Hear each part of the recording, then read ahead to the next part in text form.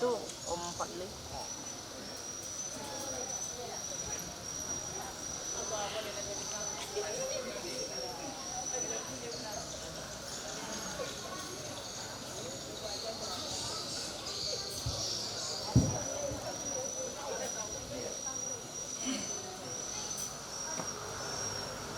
Bismillahirrahmanirrahim.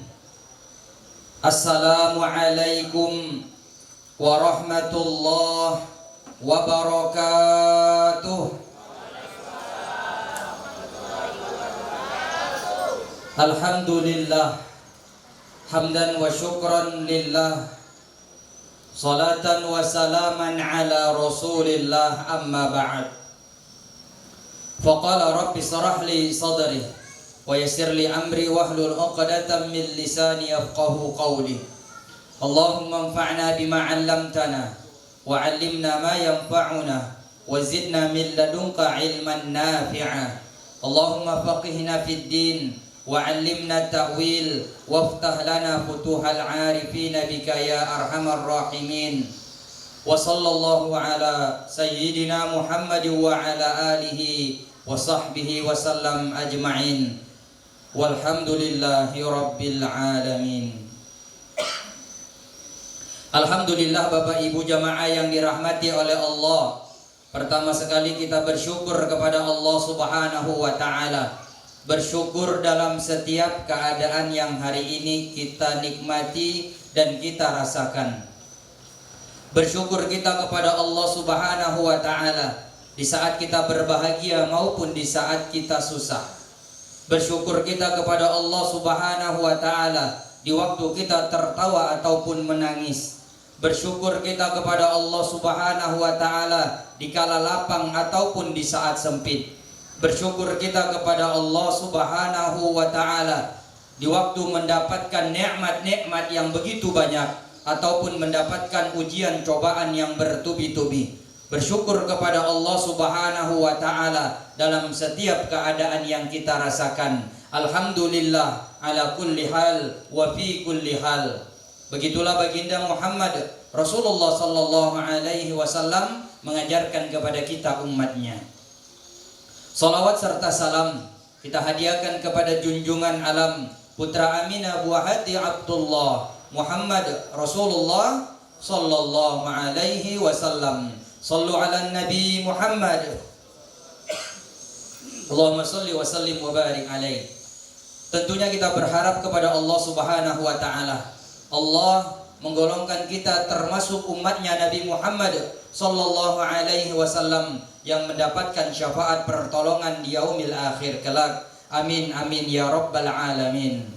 Bapak Ibu jamaah yang dirahmati oleh Allah, sebelum saya menyampaikan beberapa panjang lebar, di awal saya hanya ingin menyampaikan kepada kita nasihat untuk kita bersama.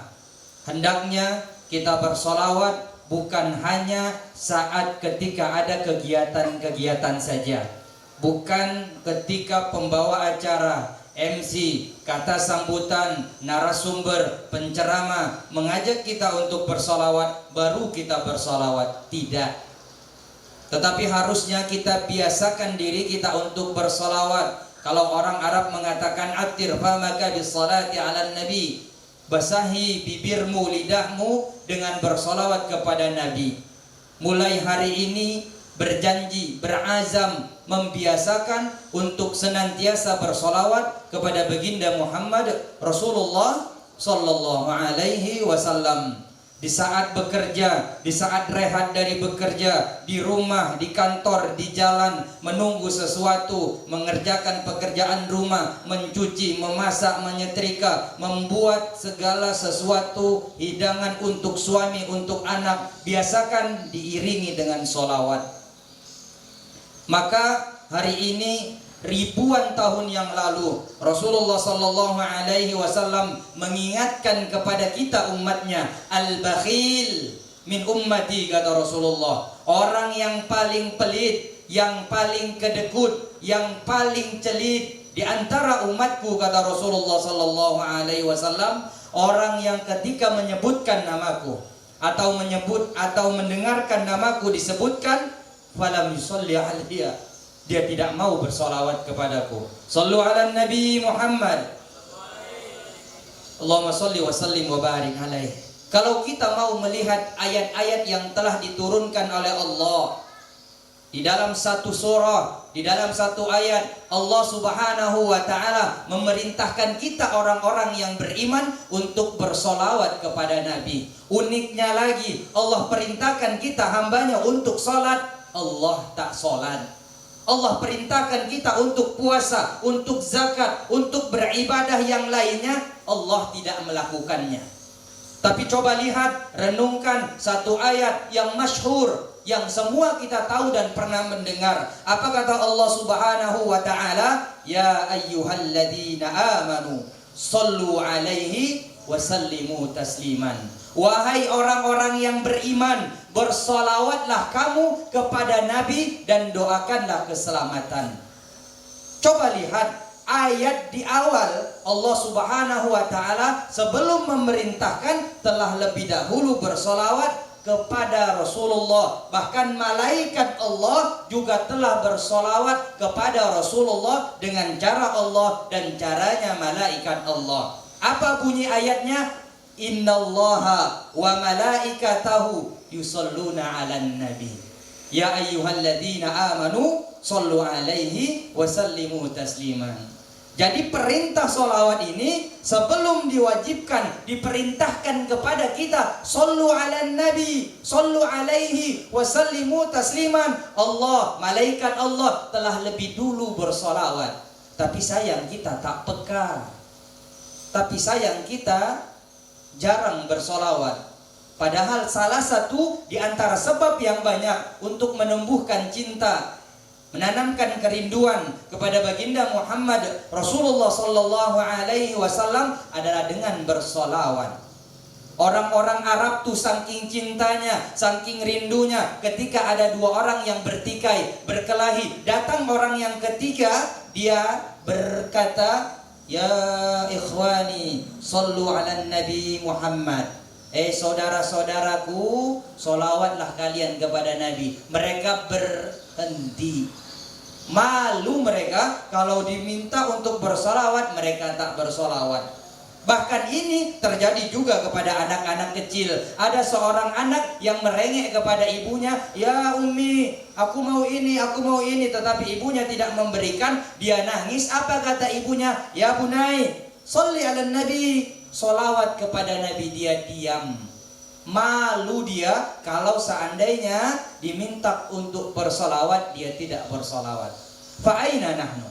Di mana kita Bapak Ibu jamaah yang dirahmati oleh Allah? Bahkan kalau kita mau merenungi, kita mau meresapi betapa syair-syair untuk bersolawat kepada Rasulullah sallallahu alaihi wasallam adalah bentuk cinta, bentuk kerinduan orang-orang yang menciptakan syair tersebut. Dan bayangkan ketika tadi kita membacakan ya Nabi salam alaika. Kalaulah kita paham, kalaulah kita mengerti, kita mencoba menghadirkan Rasulullah sallallahu alaihi wasallam. Di dalam domirnya, di dalam artinya, kata ganti alaika berarti ada, mukhatab, lawan bicara, alaika atasmu, bukan alaihi. Bukan sallallahu alaihi atasnya, tetapi ya Nabi salam alaika. Fa'aina nahnu? Di mana kita hari ini jamaah yang dirahmati oleh Allah? Maka berazam, berniat untuk merubah kebiasaan, kapanpun, dimanapun, biasakan untuk bersalawat kepada Rasulullah sallallahu alaihi wasallam. Pepatah Arab mengatakan man lam yashkurin nas lam yashkurillah. Yang tak pandai berterima kasih kepada manusia, tak mampu dia nanti bersyukur kepada Allah Subhanahu wa ta'ala. Maka sebelumnya saya mengucapkan jazakumullahu khair. Terima kasih banyak kepada panitia yang telah menjadi sebab hadirnya saya, berkumpulnya kita di majelis rahmannya Allah Subhanahu wa ta'ala. Kita hadir di sini salah satu sebabnya karena memenuhi undangan Maka panitia hari ini mendapatkan pahala, kebahagiaan, pahala yang berlipat ganda insya Allah. Sebab kita telah berkumpul dalam satu majelis ilmu yang insya Allah diridhai oleh Allah Subhanahu wa ta'ala. Amin ya rabbal alamin. Bapak ibu jamaah yang dirahmati oleh Allah Subhanahu wa ta'ala, tentunya yang saya muliakan dan hormati para alim, para ulama, orang-orang tua saya yang berhadir di sini, cerdik pandai, abang-abang saya, teman-teman, lalu kemudian adik-adik saya yang hari ini Masya Allah membawakan salawatnya kepada kita untuk menghadirkan kecintaan kembali, kerinduan kepada baginda Muhammad Rasulullah Sallallahu Alaihi Wasallam. Dan semua yang berhadir di sini, mudah-mudahan kita mendapatkan berkah dan rahmat dari Allah Subhanahu wa ta'ala. Amin ya rabbal alamin. Bapak ibu jamaah yang dirahmati oleh Allah, saudara-saudariku, terutama nih ibu-ibu, saya mau tanya, udah kenal saya belum? Allahu Akbar. Tak ada rupanya yang kenal saya, Ustaz. Ini macan, emak-emak cantik, ngeri juga ini. Macan ridho Allah. Ibu betul tak kenal saya? Belum. Allah. Ada TV di rumah bu? Adanya. Ada TV di rumah? Ada. Pernah lihat saya di TV? Belum. Ya karena saya belum pernah masuk TV, maka tak nampak. Tak kenal maka iya, itu pepatah zaman dulu. Kalau zaman sekarang tak kenal maka ta'aruf.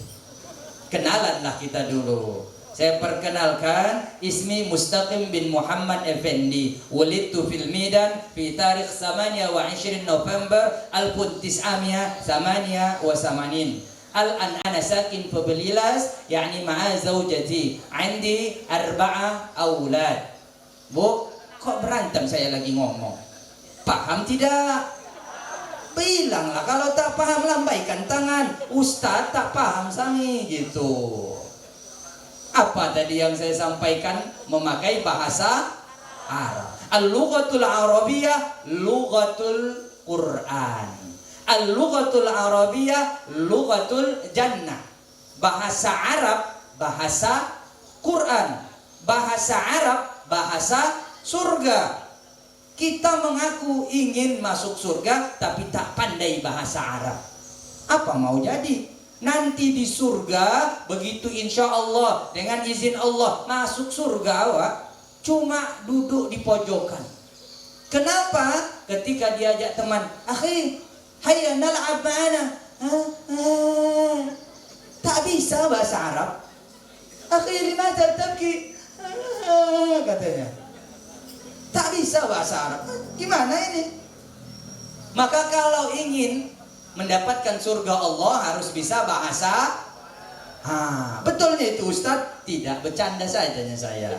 Nanti insya Allah otomatis penduduk surga itu bisa berbahasa Arab. Tapi kalaulah saya tanya, apalah hukum mempelajari bahasa Arab? Wajib? Wajib. Wah, ada yang jawab wajib. Sunnah?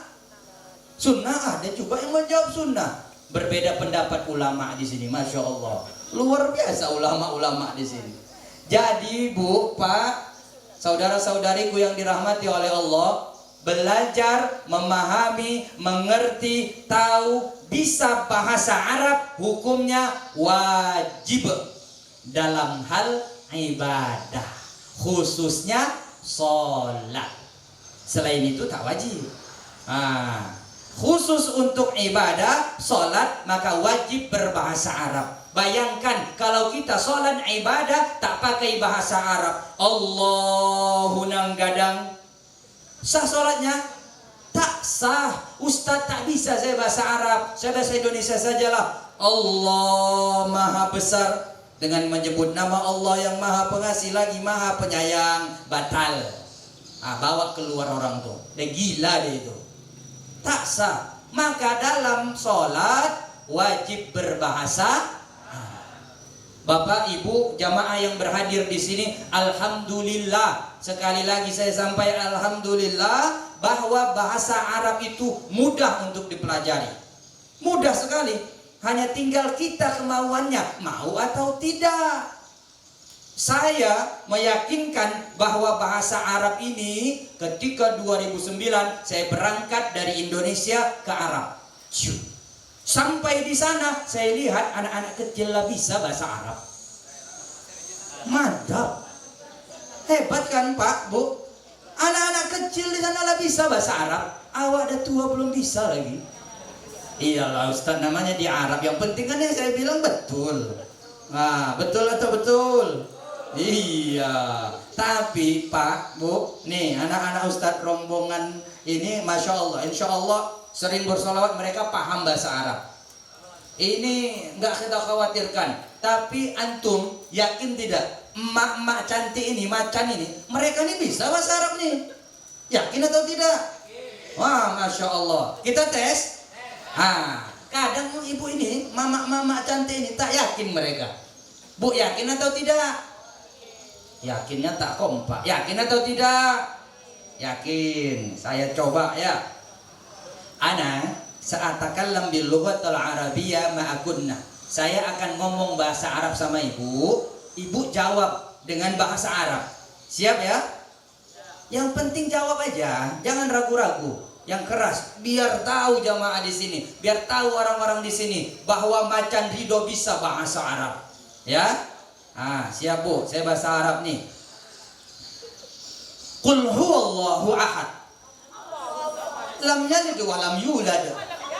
Bisa kan? Allahu Akbar. Allah katanya tak bisa. Besok kalau belanja di pasar bahasa Arab lah ibu berdua.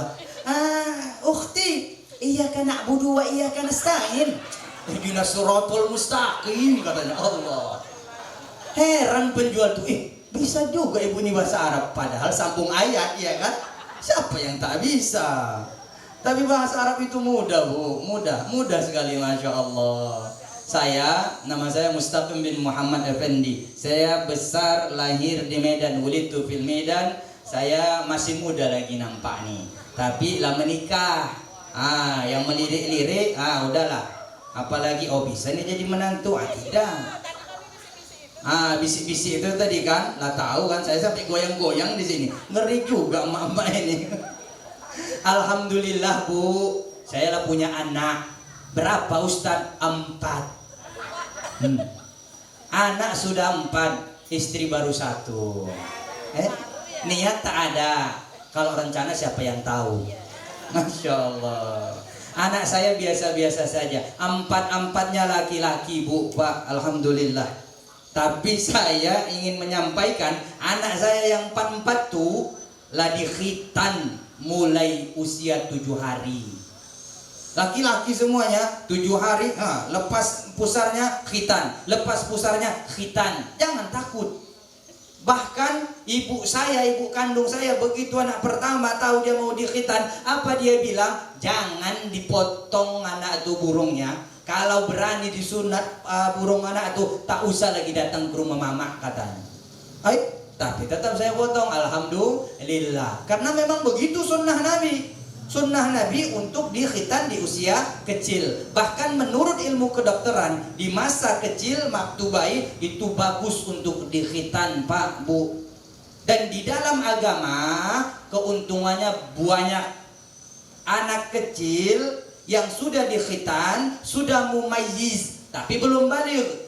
Mumayyiz itu sudah bisa membedakan yang mana yang benar, yang mana yang salah. Usia kelas 1 SD, umur 6, 7, 8 tahun, belum balik, bawa ke masjid, maka dia punya hak untuk dapat di saf yang pertama. Syaratnya sudah dikhitan, wudu secara sempurna. Kadang kan anak-anak tuh kita pisah safnya. Ini yang buat ribut di masjid tuh. Tapi kalau disatukan dengan saf kita tak bisa. Kenapa? Karena dia belum dikhitan. Yahmilun najasa, ada najis, maka tak bisa. Jadi lepas nih khitan anak-anak ibu tuh ya. Masya Allah. Ini sunnahnya Nabi Muhammad Sallallahu Alaihi Wasallam. Alhamdulillah Bapak Ibu jamaah yang dirahmati oleh Allah. Dengan rahmatnya Allah, kalau orang Arab mengatakan laulal hub la akuna huna, laulal hub la nakuna huna. Kalau bukan karena cinta, niscaya kita tak berada di sini. Tak mungkin kita berada di sini. Kita cinta kepada Allah, Allah cinta kepada kita. Kita cinta kepada Rasulullah, Rasulullah cinta rindu kepada kita. Itu salah satu sebab yang banyak kita hadir di sini, Masya Allah. Saya sebelum menyampaikan ini, biasanya Bapak Ibu jamaah yang dirahmati oleh Allah, selalu senantiasa saya tanya, Bu, Pak, jamaah sekalian, ini kegiatan acara kita, khususnya ceramah saya nih, mau berapa lama? 1 jam cukup? Bu, ada lagi di situ tidak? 1 jam cukup? Belum. 2 jam berani? Masya Allah berani. 3 jam sanggup? Duluan aja lah, saya pulang. 3 jam bukan ngundang, ngontrak namanya. Allah. Tak dibuka pintu nanti. Tak sampai 1 jam. Ya, insya Allah ya 40 menit. Nanti kalau tak sanggup, lambaikan tangan ke kamera. Kalau tak ada yang melambaikan tangan, saya yang ngangkat kaki dari sini. Bapak Ibu jamaah yang dirahmati oleh Allah, saya ingin menyampaikan kabar gembira bagi kita semuanya. Mudah-mudahan kita, antum di sini juga kebahagiaan. Apa itu? Saya mau bercerita sedikit lah insya Allah sebelum kita sampaikan nanti Isra wal Mi'raj kita pada malam hari ini. Jadi saya itu dimasukkan dalam Ustadz Ridha kalau sebutannya. Waktu masa itu Maulid Nabi kalau tak salah mungkin. Keliling ke sana kemari, sempat saya ke Petonggan, lalu kemudian ke daerah Halim. Itu sudah berlalu sebelum musim pemilihan. Tak ada yang istimewa. Tapi setelah ini saya baru merasakan, ini Ridho ini licik-licik gimana? Kenapa begitu? Orang yang susah payah, dia kebahagiaan pahala. Ini namanya ibadah yang pakai akal, cerdas. Hari ini ya sudah ada 3 tempat. Saya kembali ke tempat itu lagi. Kalau bukan karena sebab tim Ridho yang menghubungkan saya ke sana, tak mungkin sampai ke sana. Kemana itu sampai? Ke Petonggan, Desa Dusun Tua, Kecamatan Kepayang Sari. Satu ketika saya berangkat ke sana naik Honda. Pulangnya juga begitu. Malam hujan, balik lagi ke daerah sana, di desa sebelahnya. Pulangnya dari mana? Dari Air Molek. Allah, karena kalau balik lagi udah tak sanggup saya, jalannya licin. Ternyata baru kemarin Jumat yang dahsyat luar biasa. Kemana itu? Ke Halim. Kemarin dibawa pakai mobil Ridho yang double kabin itu. Tenang duduk saya, alhamdulillah. Sampai di sana hampir dipermasalahkan. Kalau mungkin kenal sama Pak Kodir. Kemarin ditelepon Pak Kodir, Ustadz, desa sebelah ingin Ustadz yang datang. Siap insya Allah. Tapi saya tak tahu jalannya. Jemputlah. Iya Ustadz, dijemput. Kapan dijemput? Malam Jumat. Kamis sore mereka sampai. Dijemput berdua, naik Honda dua-duanya. Masya Allah. Maka saya berangkat naik Honda. Pagi Jumat berangkat. Jalan becek, hujan, sampai patah remnya, melintang ke sana kemari. Allahu Akbar. Bagi saya ini nikmat. Tapi bagi tim Ridho yang saat itu menjadi sebab lebih nikmat lagi. Kenapa? Pahala terus ngalir. Di situ dia, pahala terus ngalir. Bukan hanya di Indragiri Hulu, udah nyebrang, itu udah ke daerah Jambi.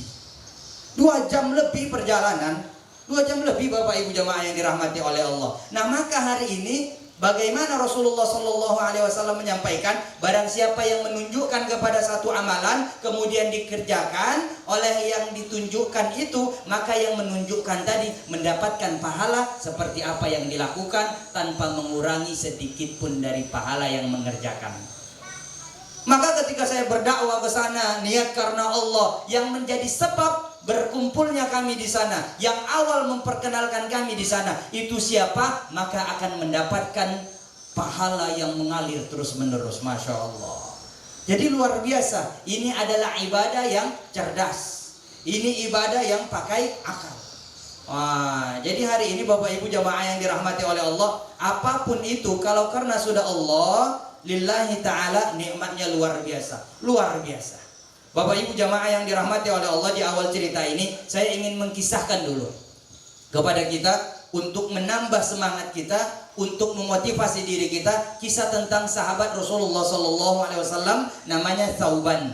Kalau ada yang sudah pernah dengar, mudah-mudahan ini mencarker kembali, jadi memperbaharui tentang bagaimana iman kita, hidup kita. Thauban ini punya kebiasaan, kalau datang ke masjid itu lebih awal dan duduk di pojok. Kebiasaannya dia ini, Rasulullah tahu, ngerti. Satu subuh Rasulullah ingin sholat dengan para sahabat, lalu kemudian dilihat di pojok, Thauban tak ada. Tunggu Thauban tak datang. Apa kata Rasulullah SAW? Baik, mari kita sholat, mungkin nanti Thauban akan tiba. Selesai sholat, dilihat Thauban tak kunjung tiba. Selesai sholat, Rasulullah bertanya kepada para sahabat, adakah di antara kalian yang tahu kemana Thauban? Gak ada yang tahu ya Rasulullah. Adakah di antara kalian yang tahu di mana rumah Thauban? Aku tahu ya Rasulullah. Maka selesai sholat subuh tadi, Rasulullah, para sahabat berangkat menuju rumah Thauban. Menurut satu riwayat, sampainya Rasulullah dan para sahabat di waktu sholat duha, dikerjakan di waktu yang terbaik. Berarti ukuran perjalanan 3-4 jam. Rumah Thauban jaraknya dengan masjid Rasulullah SAW. Sampai di sana Rasulullah tak bertemu Thauban, yang berjumpa hanya istrinya. Ditanya sama Rasulullah SAW, apa kata Rasulullah SAW? Aina Thauban? Mana Thauban? Kata istrinya, tuwfiya ya Rasulullah, sudah wafat ya Rasulullah. Maka Rasulullah SAW melakukan takziah, ingin hendak pamit pulang, dicegat sama istrinya Thauban. Apa kata istri Thauban? Ya Rasulullah, izinkan saya bertanya. Ada hal yang saya tidak paham ketika saat kematian suami saya. Apa itu? Di saat nyawa di gharghara, dia mengatakan 3 hal. Saat nyawa di gharghara, di kerongkongan, saat antara hidup dan mati, dia berucap 3 hal. Apa yang pertama? Kenapa tidak lebih jauh? 1. Kenapa tidak yang baru? 2. Kenapa tidak semuanya? Maka setelah itu Allah Subhanahu wa taala memberikan kabar kepada Rasulullah SAW agar dapat disampaikan kepada istrinya dan dijelaskan kepada para sahabat apa yang terjadi dengan Thauban. Lalu kemudian Rasulullah menjelaskan di saat Thauban menghadapi sakaratul maut, ditampakkan oleh Allah Subhanahu wa taala apa yang dilakukan semasa hidupnya.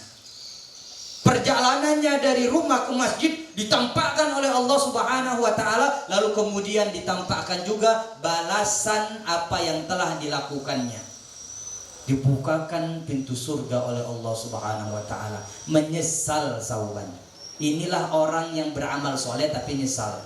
Kenapa begitu? Apa kata Thauban begitu ditampakkan itu? Thauban menyesal, kenapa tidak lebih jauh? Itu yang pertama.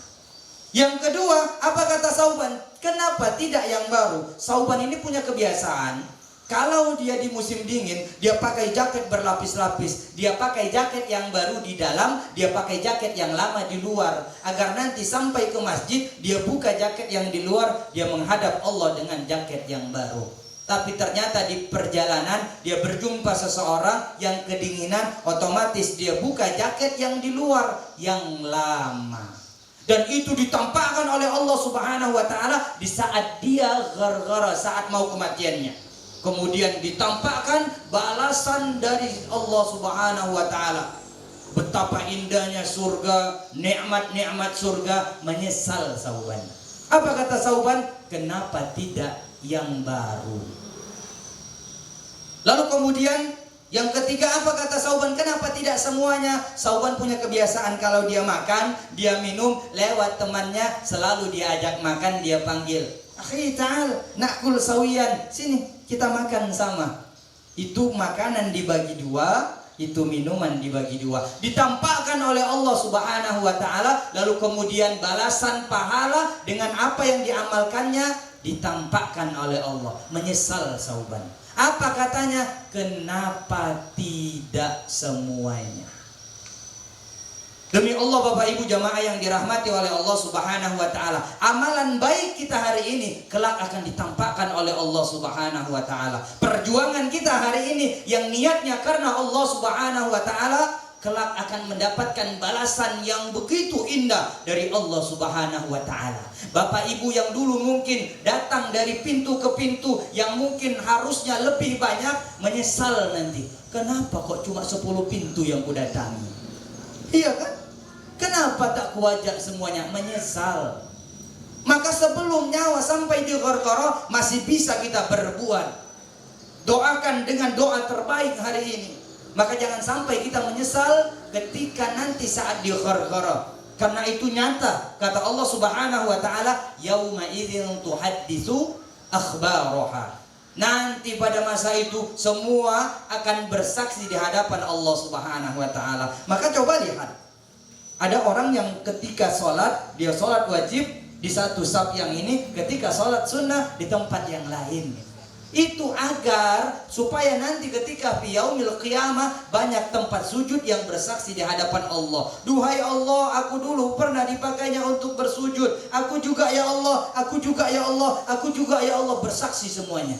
Maka nanti sampai di rumah pulang coba lihat, cek lemari pakaian kita, pakaian mana, harta kita yang mana, sendal yang mana, kendaraan mana yang belum pernah dipakai untuk beribadah di jalan Allah. Pakai agar nanti bersaksi di hadapan Allah Subhanahu wa taala. Sendal bersaksi, duhai Allah, aku pernah dulu dipakainya untuk ke masjid. Duhai Allah, aku dulu pernah dipakainya untuk berjuang di jalanmu ya Allah. Pakaian bersaksi, jaket bersaksi, kendaraan bersaksi, semua akan bersaksi di hadapan Allah Subhanahu wa taala. Maka hari ini apa yang kita lakukan di dunia, la takhaf wa la tahzan. Jangan takut, jangan sedih. Isbiru, bersabar. Maka hari ini Bapak Ibu jamaah yang dirahmati oleh Allah Subhanahu wa taala, momentum Isra wal Mi'raj ini sebenarnya tepat sekali. Kenapa saya katakan tepat Bapak Ibu? Banyak dikisahkan kepada kita peristiwa Isra wal Mi'raj.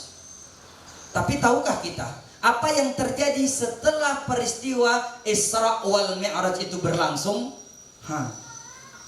Allah membalikkan keadaan. Keadaan apa yang dibalikkan? Coba lihat. Ketika Rasulullah pulang dari Palestina menuju Makkah itu sudah siang hari, udah terbit fajar. Kemudian menurut satu riwayat Rasulullah duduk-duduk nih di dekat Ka'bah. Saat Rasulullah duduk-duduk melamun, merenungkan apa yang terjadi, lewat Abu Jahal. Abu Jahal ini kalau di Makkah dijuluki siapa? Abul Hakam, bapak yang paling bijaksana. Tapi Rasulullah mengajarkan kepada kita untuk menyebutkannya Abu Jahal. Ada sebab kenapa dia dikatakan Abu Jahal. Panjang ceritanya. Nanti insya Allah cari sendiri Bapak Ibu. Nah, Abu Jahal melihat Nabi Muhammad SAW duduk di depan Ka'bah. Ibarat kata kalau bahasa kita ngelamun, ngelongo gitu. Lagi merenung apa yang terjadi. Datang Abu Jahal. Muhammad, mabik, ada apa? Kok kamu ngelamun gitu, ngelongo gitu. Lalu kemudian Nabi Muhammad cerita, saya tadi malam baru saja pulang dari Palestina ke Makkah. Lalu kemudian Abu Jahal antusias, betulnya coba ceritakan sama aku. Kemudian dia cerita lagi, Nabi Muhammad SAW cerita secara lengkap tentang apa yang terjadi pada dirinya. Dia berangkat dari Masjidil Haram ke Masjidil Aqsa, lalu kemudian naik menjumpai Allah, menerima perintah sholat. Di perjalanan dia berjumpa ini, panjang kalau diceritakan. Lalu kemudian dia sampai di situ. Apa reaksinya Abu Jahal? Senang, bukan main. Senangnya bukan karena dia beriman kepada Nabi Muhammad, tidak. Aku punya bahan baru untuk mengejek, untuk mengolok-olok Muhammad. Setelah itu apa yang terjadi Bapak Ibu jamaah yang dirahmati oleh Allah? Apa yang secara nyata terjadi? Abu Jahal menyampaikannya ke masyarakat, ke penduduk Makkah, tapi dengan opininya dia, dengan mindsetnya. Apa dia katakan? Gimana itu Muhammad mengaku perjalanan dari Masjidil Haram ke Masjidil Aqsa, kemudian balik lagi cuma dilakukan dalam semalam. Bukan semalam, setengah malam. Yang kami kalau seandainya perjalanan dari Masjidil Haram ke Masjidil Aqsa itu dengan tunggangan terbaik kami memakan waktu 1 bulan, Bapak Ibu jamaah yang dirahmati oleh Allah. Kalau zaman sekarang ini memakan waktu 2 hari 1 malam naik bus. Itu berangkat saya dari Jeddah sampai ke Jordania, wilayah negeri Syam. Rasulullah cuma 1 malam. Maka Abu Jahal senang. Dia ceritakan kepada orang-orang lain begini. Maka orang-orang yang beriman pada masa itu goyang, mulai ragu dengan Nabi Muhammad SAW.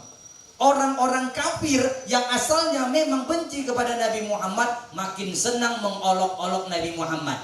Gila Muhammad itu. Mada ada orang 1 malam perjalanan dari Masjidil Haram ke Masjidil Aqsa. Tapi apa yang terjadi? Penduduk Makkah, Masya Allah Bapak Ibu, itu geger. Berita tentang Nabi Muhammad SAW yang mengaku berjalan pulang pergi dari Masjidil Haram ke Masjidil Aqsa, naik ke langit lalu kemudian turun, itu dilakukan hanya dalam 1 malam. Semua sampai. Kemudian Abu Jahal senang, datang ke pembesar-pembesar Quraisy. Banyak sudah yang tak percaya dengan Muhammad. Ini kalau 1 orang lagi kita bisa mempengaruhinya, kata Abu Jahal, maka habislah agama Nabi Muhammad. Habis agama Muhammad tuh. Siapa kata yang lain pembesar Quraisy? Apa kata Abu Jahal? Abu Bakar. Maka ayo kita datangi dia. Dia ada di mana saat itu? Di kebun, Bapak Ibu jamaah yang dirahmati oleh Allah. Maka pembesar Quraisy diikuti oleh orang-orang yang beriman datang ke kebunnya Abu Bakar As-Siddiq. Mereka datang ke sana lalu kemudian Abu Jahal senang sekali, langsung cerita dia kepada Abu Bakar As-Siddiq. Abu Bakar, kamu tahu sahabatmu itu ngaku-ngaku dia itu katanya berangkat dari Masjidil Haram ke Masjidil Aqsa. Lengkap sekali diceritakan peristiwa Isra wal Mi'raj oleh Abu Jahal ini. Maka saya punya saran kepada panitia Isra wal Mi'raj, kalau bisa tahun depan kalau melaksanakan Isra wal Mi'raj lagi, undang ini Abu Jahal. Kenapa? Lengkap sekali ceritanya. Detail dari awal sampai akhir tentang buruk apa semuanya, tentang ketemu Nabi, semua lengkap sekali. Lalu kemudian apa kata Abu Bakar As-Siddiq? Orang-orang Quraisy, Abu Jahal, dengar. Saya itu percaya Nabi Muhammad itu menerima wahyu dari langit. Maka kalau Nabi naik ke langit, saya percaya, katanya. Dalam satu riwayat, untuk memukul telak orang-orang kafir itu, apa kata Abu Bakar As-Siddiq? Quraisy, kalau di depanku ini ada tembok besar berwarna putih, lalu kemudian Muhammad mengatakan, tidak ya Abu Bakar, itu warnanya hitam, maka aku akan mengatakan itu warnanya hitam dan aku akan menyalahkan mataku, katanya. Saking percayanya. Allahu Akbar. Ini sebab dikatakan oleh Rasulullah SAW, kalaulah seandainya ditimbang imannya Abu Bakar As-Siddiq, kemudian dibandingkan ditimbang dalam satu timbangan dengan umat terdahulu sampai sekarang, itu tidak ada apa-apanya. Masih berat timbangannya iman Abu Bakar As-Siddiq. Kata Umar bin Al-Khattab apa? Khairun nas ba'da Rasulullah SAW Abu Bakar ini Siddiq. Sebaik-baik manusia setelah Muhammad Rasulullah SAW itu Abu Bakar Siddiq. Singkat cerita Bapak Ibu jamaah yang dirahmati oleh Allah Subhanahu Wa Taala, Abu Bakar As-Siddiq tahu ini ada yang nggak beres nih, ada yang terjadi sesuatu sama Nabi Muhammad. Maka dia pergi untuk mendatangi Nabi Muhammad. Posisinya di mana Nabi Muhammad saat itu? Di Jabal Qubis. Jabal Qubis itu dekat Safa Marwah dulu. Dan Jabal Qubis ini tidak ada yang naik kecuali hanya budak biasanya. Dan itu hanya untuk tempat pengumuman kalau ada pembesar Quraisy yang mati atau dia anaknya lahir atau mau mengadakan perang, itu di situ. Nah, ini yang ada di Jabal Qubis itu rajanya Quraisy saat itu. Siapa? Abu Jahal. Dan ditemani siapa? Orang paling berpengaruh pada umat Islam. Siapa? Muhammad. Maka penduduk Makkah seluruhnya berkumpul di bawah Jabal Qubis. dan melihat riuh bagaimana masyarakat semua di situ, Abu Bakar datang dari bawah sambil teriak, "Ya Muhammad." Biasa kan kalau orang teriak lagi ramai-ramai itu kasih jalan itu. "Her, ini siapa? Ini siapa?" "Muhammad, benarkah," kata Abu Bakar As-Siddiq, "yang disampaikan sama Abu Jahal bahwa kamu begini, kamu diceritakan sambil berjalan agar peristiwa Isra wal Mi'raj itu terdengar di telinga seluruh penduduk Makkah." Sambil berjalan Abu Bakar As-Siddiq begitu sampai di atas, Bapak Ibu jamaah yang dirahmati oleh Allah, apa kata Abu Bakar As-Siddiq? "Benarkah hai Muhammad?" Apa kata Nabi Muhammad? Dijawab, "Ya, benar." Lalu kemudian apa kata Abu Bakar As-Siddiq? "Kalau begitu aku percaya karena Rasulullah itu selalu benar." Orang-orang yang beriman di situ lalu kemudian sadar, iya, Muhammad kan Rasul, apa yang dikatakannya selalu benar. Maka orang beriman di situ mulai percaya. Tapi nggak segampang itu. Nggak segampang itu. Orang beriman yang tadi goyang sudah mulai tak percaya. Orang-orang kafir mengolok-olok. Terbalik keadaannya Bapak Ibu. Terbalik. Allah melalui izin Allah Subhanahu wa taala, terbalik keadaan itu disebabkan Abu Bakar As-Siddiq. Apa yang dilakukan Abu Bakar As-Siddiq, Bapak Ibu jamaah yang dirahmati oleh Allah? Di situ dia sampaikan kepada seluruh penduduk Makkah, sahabat yang beriman, Quraisy yang tidak beriman, "Ayuhan nas," katanya, manusia, gini kalau bahasanya ya. Kita ini tahu bahwa Muhammad ini belum pernah pergi ke Palestina. Belum pernah, Bapak Ibu. Usianya pada saat itu berapa? Nabi Muhammad saat itu usianya 51 tahun. Cara mengingatnya gampang. 50 tahun Nabi Muhammad kehilangan orang yang paling dikasihi dan dicintainya. Siapa? Istrinya Khadijah Al-Kubra dan pamannya Abu Thalib. 51 tahun setelah wafatnya orang yang paling dikasihinya, lalu kemudian Isra wal Mi'raj. 52 persiapan hijrah, 53 Nabi hijrah. Maka hari ini kita berada di 1442 hijrah, berarti 1444 tahun yang lalu peristiwa Isra wal Mi'raj. 1444 tahun yang lalu. Lalu kemudian apa yang dikatakan oleh Abu Bakar As-Siddiq? Muhammad ini belum pernah ke Palestina, belum Bu. Ke Masjidil Aqsa Nabi Muhammad itu belum pernah. Lalu kemudian Nabi Muhammad itu waktu dia berdagang masa kecil itu hanya sampai di Busra. Busra itu satu wilayah, memang Palestina itu terletak di negeri Syam. Negeri Syam itulah wilayah mencakup Palestina, Jordania, Libanon, Damaskus, Suriah.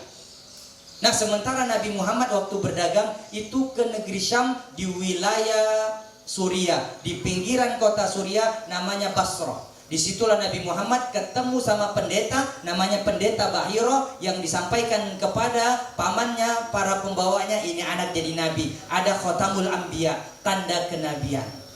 Nah, singkat cerita Bapak Ibu jamaah yang dirahmati oleh Allah, apa kata Abu Bakar As-Siddiq? Kita tahu Muhammad ini belum pernah ke Masjidil Aqsa. Dan kalian pembesar Quraisy, orang-orang kaya, orang-orang terpandang, kalian selalu ke Masjidil Aqsa. Allah menyebutnya rihlatas syita'i was-saif. Selalu mereka, liburan mereka itu kemana? Ke Palestina. Lalu kemudian apa kata Abu Bakar As-Siddiq, Bapak Ibu jamaah yang dirahmati oleh Allah? Gini, kita dengarkan, kita minta Muhammad cerita tentang Palestina. Kalau apa yang disampaikannya benar, maka katakan benar. Kalau apa yang disampaikannya salah, tidak sesuai yang dengan apa kalian lihat, maka kalian berhak untuk mendustakan Muhammad. Ibarat kita hari ini belum pernah pergi ke Masjidil Aqsa, kita disuruh cerita tentang Masjidil Aqsa gimana. Kalau hari ini mah gampang, kita tinggal lihat YouTube, kita tinggal buka Google, bagaimana keramiknya pun kita tahu, bagaimanapun pintunya kita tahu. Keadaan kampungnya, pasarnya kita tahu. Zaman dahulu ada Google, boro-boro. Tidak ada Bapak Ibu. Lalu kemudian dengan izin Allah ditampakkan, dibentangkan apa yang perjalanan Nabi Muhammad pulang. Bagaimana keadaan Masjidil Aqsa Palestina diceritakan oleh Nabi Muhammad SAW. saat Nabi Muhammad menjelaskan Masjidil Aqsa, itu pembesar Quraisy tak henti-hentinya mengatakan Shadaqa Muhammad, Shadaqa Muhammad, Shadaqa Muhammad. Benar Muhammad, benar Muhammad, benar Muhammad. Jadi apa yang disampaikannya itu benar. Setelah mendengar pengakuan itu, banyak penduduk Makkah yang percaya dengan peristiwa Isra wal Mi'raj. Terbalik keadaan. Yang awalnya ragu, Abu Jahal mulai bingung di situ. Awalnya ragu, tapi orang-orang Quraisy berbalik keadaan, percaya dengan peristiwa Isra wal Mi'raj. Lalu kemudian Nabi Muhammad menutup ceritanya dengan mengatakan, "Hei penduduk Makkah, ada satu kejadian yang kalau aku ceritakan, bagi kalian yang percaya, bagi kalian yang yakin, maka kalian akan beriman. Tetapi bagi kalian yang tidak percaya, yang tidak yakin, maka selamanya kalian..."